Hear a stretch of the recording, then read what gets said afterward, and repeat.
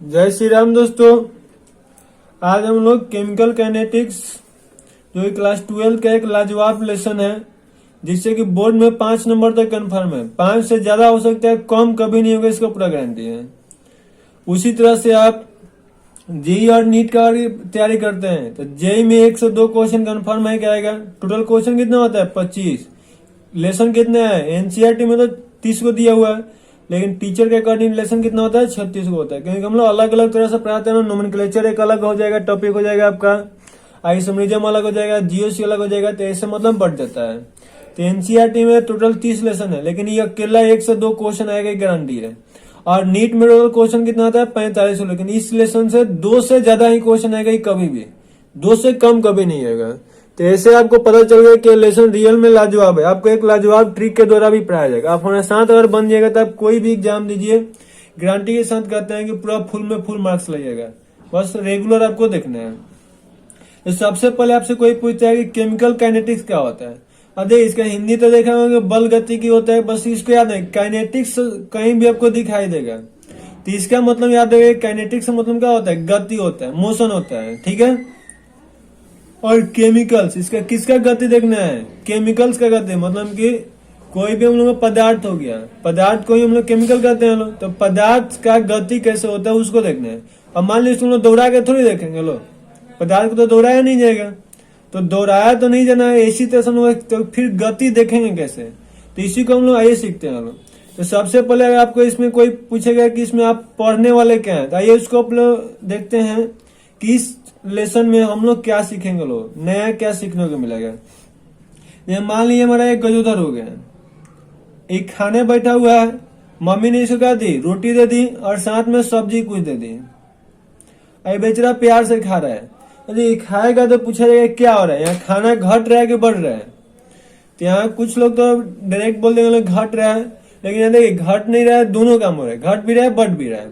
जो थाली है, थाली के अंदर तो खाना क्या हो रहा था? घट रहा है, लेकिन वहीं इसके पेट में क्या हो रहा है? जाकर बढ़ रहा है।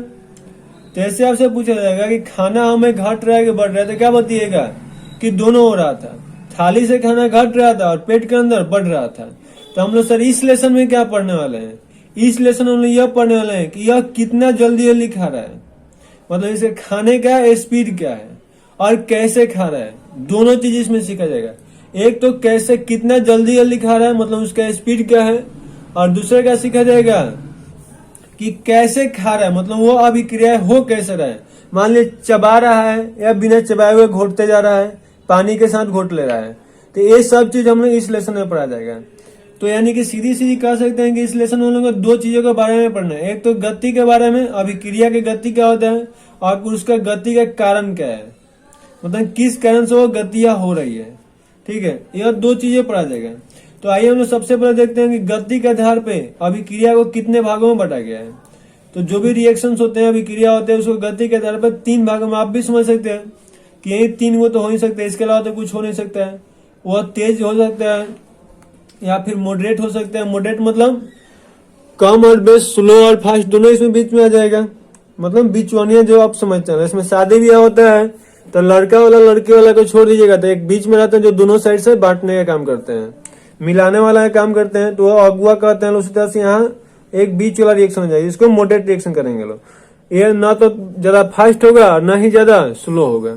और एक हो गया स्लो रिएक्शन, इसको मतलब बुक में ऐसे वेरी स्लो रिएक्शन भी लिख देते हैं लोग।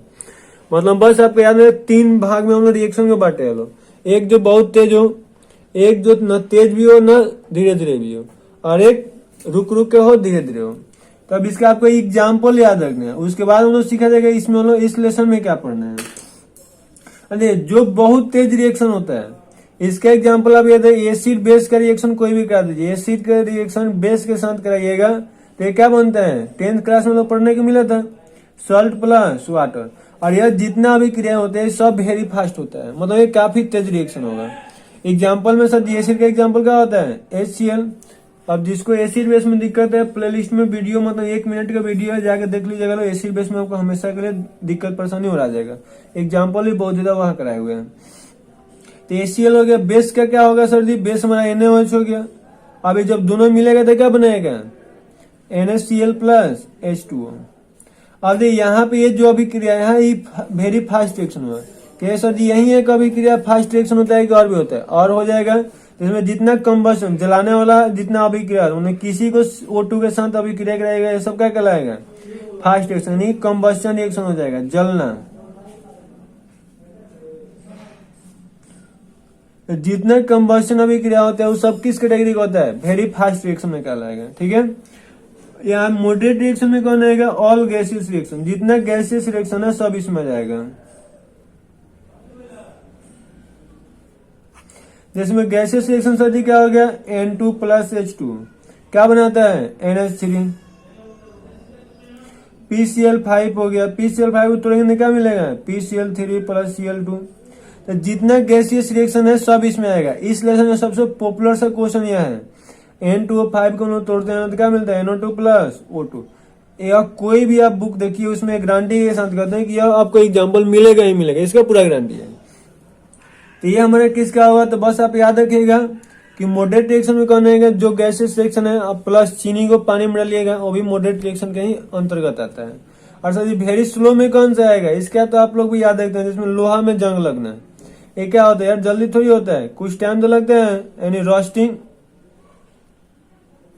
Of iron. आयरन में जो जंग लगने का प्रोसेस है, मतलब किसी भी धातु में जो जंग लगने का प्रोसेस होता है सब इस कैटेगरी में आ जाएगा। और भी हमारा हो जाएगा, जिसमें मान लीजिए फर्श खराब हो गया, जैसे मार्बल हो गया, ये सब जितना भी खराब धीरे धीरे होता है ये सब इस कैटेगरी में आ जाएगा। तो अब कहिएगा सर जी हम लोग इस लेसन में किस अभिक्रिया के गति के बारे में पढ़ना है? क्या तीनों के बारे में पढ़ना है कि किसी एक के बारे में पढ़ना है? अब इसके लिए आप एक छोटा सा एग्जाम्पल देखिए लो। मान लिया हम कहते हैं कि आप लोग सब पटना से दिल्ली जाना है, पटना टू दिल्ली, ठीक है। तो आपसे पूछा जाएगा कि जैसे में आपको 3 तरह से भेजा जाए। एक तो आपको पैदल कहा जाएगा, पैदल जाना है, पैदलिया गाड़ी से पहुंच जाना है। एक का आपको कहा जाएगा एरोप्लेन से जाना है, मतलब एक आपको पैदलिया गाड़ी हो गया, एक एरोप्लेन हो गया। और एक क्या करना है? घूमते फिरे मान लिया बाइक से जाना है या फिर 4 व्हीलर से जाना है। तो आपसे पूछा जाएगा कि भाई चलो बताओ बीच बीच में आप क्या सबसे ज्यादा मतलब कहाँ बीच का मतलब पूरा इन्फॉर्मेशन बताइएगा, मतलब पूरा रास्ता की घटना आपसे पूछा जाएगा तो कहाँ का बताइएगा। सीधी सी बात है यार, पैदलिया गाड़ी में जाइएगा तब तक ले बूढ़े हो जाइएगा। क्योंकि हम लोग का जमाना का जो लड़का है वो बेचारा जा ही नहीं पाएगा पैदलिया पहले। अभी इस लॉकडाउन में देखा था कि आने जाने में कितना मजा आ रहा था। तो इसीलिए पैदल तो जाने आने में बहुत ज्यादा दिक्कत परेशानी है, और याद करने का तो दूर की बात है। यहाँ देखेंगे तो बहुत चीज, लेकिन आते जाते में इतना टेंशन होगा कि भुला जाएंगे लोग। यहाँ पे क्या होगा, जो एरोप्लेन से इसमें आप दिखबे नहीं कीजिएगा, इसमें तो आप कुछ आपको दिखबे नहीं करेगा, तो फिर याद क्या कीजिएगा। यहाँ पे है कि आप बहुत चीजें याद कर सकते हैं, वो भी मस्ती में, क्योंकि अपने गाड़ी से जा रहे हैं लोग, जितना स्पीड जितना स्लो चाहेंगे उतना जा सकते हैं। मतलब सबसे अच्छा मतलब देखने को यहाँ मिलेगा। यही तरह वैज्ञानिक लोग के अनुसार देखिएगा, जिसमें अब लोहा में जंग लोग का लगाना है, तब उसका कारण ये थोड़ी पड़ेगा लोग। अब इसका कारण पड़ने के लिए लोग बूढ़े भी हो जाएगा लोग, क्योंकि इतना जल्दी लगेगा नहीं। अच्छा लोहा देखेगा तो 2-2 साल 4-4 साल 5-5 साल अब जाकर लैब में बैठा तो रहेगा नहीं। तो इसीलिए इसको नहीं ये पढ़ना है हम लोग इस लेसन में। वही अब यहाँ है आंख बंद डिब्बा गायब वाली कहानी होता है, जिसमें एसिड बेस जैसे डालिएगा वो बेचारा देखने का भी नहीं मिलेगा, वो अभी क्रिया हो जाएगा। जिसमें आपको पता है कि पेट्रोल का जलाना वो आपको दिखता है, जैसे ही बेचारा निकलता है माचिस बढ़िएगा बेचारा जल के बाहर निकल जाता है। तो ये इतना फास्ट होता है कि हमें उसको मतलब साइंटिस्ट लोग या हम लोग उसको पता ही नहीं कर पाएंगे वो कैसे हो रहा है। तो इसलिए इसको भी गोली मार देगा, इसको भी नहीं पढ़ना है। अब बच कौन गया, इसको तो हम लोग आराम से पढ़ सकते हैं लोग। तो आप बस यहाँ गांठ बांध लीजिए कि हम लोग इस लेसन में किसके बारे में पढ़ने वालों, मॉडरेट रिएक्शन के बारे में पढ़ना, यानी कि गैसियस रिएक्शन के बारे में पढ़ने वाले। इसका पढ़ना क्या है, एक तो इसका स्पीड क्या है कि मतलब इधर से इधर कितना तेजी में जा रहा है, और दूसरा क्या पढ़ना है इसका मैकेनिज्म, मतलब ये कैसे जा रहा है। अभी आपको फिर बता रहे क्या करना है, इस लेसन में 2 चीज पढ़ना है। एक तो इसका स्पीड क्या है और एक इसका मैकेनिज्म क्या है, कैसे कैसे ही बन रहा है। यही 2 चीज इस लेसन में पढ़ना है। तो आइए सबसे पहले हम इसके स्पीड के बारे में देखते हैं। और जो केमिस्ट्री में होता है, केमिस्ट्री में स्पीड को रेट के नाम से जानते हैं, मतलब केमिस्ट्री में स्पीड को वेलोसिटी तो नहीं कहते हैं, स्पीड को स्पीड भी नहीं कहते हैं, उसको किस नाम से इंग्लिश में जानते हैं लोग, रेट के नाम से। किसका रेट देखना है, रिएक्शन का। और उसका हिंदी वही होता है जो फिजिक्स में होता है, वेलोसिटी का हिंदी क्या होता है, वेग। क्या है, वेग हुआ। तो अभी क्रिया का वेग क्या होता है, जिसको हम लोग आर के द्वारा सूचित करते हैं लोग। कोई पूछेगा अभी क्रिया का वेग होता क्या है, तो अभी जो आपको गजोदर वाला एग्जाम्पल बताया था, ये गजोदर का 1 सेकेंड में जितना मान लीजिए खाना खा गया, उसमें जो परिवर्तन होता है वही क्या कहलाता है, अभिक्रिया का वेग कहलाता है। मतलब कोई भी अभिक्रिया है 1 सेकेंड में जितना चेंज होता है वो उसका क्या कहलाता है, अभिक्रिया का वेग कहलाता है। एग्जाम्पल के रूप में आपको पता है कि कोई रिएक्टेंट से कहाँ बदलता है, प्रोडक्ट में। आप याद रखिए, कोई भी चीज जो दिया गया होगा उसको रिएक्टेंट कहेंगे, अभिकारक हिंदी वाला के लिए अभिकारक कहते हैं, और जो बनता है उसको प्रोडक्ट कहते हैं, प्रतिफल कहते हैं। तो यहाँ पे हम लोग का इसका रिएक्शन क्या होता है, कोई भी चीज होगा, आपको पता है कि अभी बताया थाली में खाना घटेगा, पेट के अंदर बढ़ेगा, तो यह क्या होता है, टाइम के साथ घटता है। इसका हम लोग कंसंट्रेशन लिखेंगे, जिसको ब्रेकेट के द्वारा सूचित करते हैं। इसका कंसंट्रेशन टाइम के साथ घटता है, और इसका क्या होगा, कंसंट्रेशन टाइम के साथ बढ़ता है। मतलब आप ऐसे गांठ बांध लीजिए, ऐसा ब्रेकेट आपको कहीं भी केमिस्ट्री में दिखाई दे तो उसको हम लोग किस नाम जानते हैं, लोग कंसंट्रेशन के नाम से जानते हैं। लोग कंसंट्रेशन मतलब सांद्रण या सांद्रता, कुछ भी बोल सकते हैं। तो यहाँ देखिए आपको बस याद डिफिनेशन इसे क्या होता है, the rate of change of concentration, मतलब कंसंट्रेशन मतलब आपको बस सीधा सीधी मान लिया मात्रा होता है। अभी बताएं कंसंट्रेशन कैसे निकालना है। Rate of change of concentration किसका, रिएक्टेंट का, यानी कि इसका एंड प्रोडक्ट का। अब सीधी सी बात है यार, इधर 2 रोटी घटेगा तो इधर 2 रोटी ही बढ़ेगा, यानी दोनों कंसंट्रेशन हमेशा बराबर चेंज होता है, कभी कम बेस नहीं होगा। तो रिएक्टेंट और प्रोडक्ट के जो कंसंट्रेशन होता है, यानी कि जो मात्रा होता है, उसमें जो चेंज होता है कितना में, पर यूनिट टाइम, यानी कि 1 सेकेंड में, उसी को हम लोग क्या कहते हैं, रेट ऑफ रिएक्शन कहते हैं लोग। इसीलिए देखिए इसका हिंदी में लिखा है, प्रति इकाई समय में किसी अभिक्रिया के अभिकारक एंड प्रतिफल इस सांद्रता में परिवर्तन होने के जो दर होता है, उसी को हम लोग क्या कहते हैं, अभिक्रिया का वेग कहते हैं लोग, जिसको हम लोग आर के द्वारा सूचित करते हैं लोग। अब इसका पूछा जाएगा यूनिट क्या होता है, यूनिट बताएंगे। पहले आर बराबर होता है क्या है, तो कंसंट्रेशन ऑफ रिएक्टेंट और कंसंट्रेशन ऑफ प्रोडक्ट, इसको हम लोग प्लस माइनस ले लेते हैं। Plus minus concentration of reactant के लिए D R upon concentration of product के लिए डी टी, मतलब यहाँ D C upon D T लिख देते हैं लोग। C4 क्या होगा सर जी, कंसंट्रेशन, और D4 क्या बता रहा है, रेट ऑफ चेंज। डी क्या बता रहा है जी, रेट ऑफ चेंज। अब आपसे कोई कहता है कि बताओ रेट ऑफ चेंज मतलब क्या होता है, प्रति इकाई समय में परिवर्तन कितना हो रहा है। अब यहाँ देखिए, जो यह स्मॉल डी है इसको कैपिटल में भी लिखा जा सकता है। जैसे मान लो हम लोग इसको ऐसे भी लिख देगा लोग,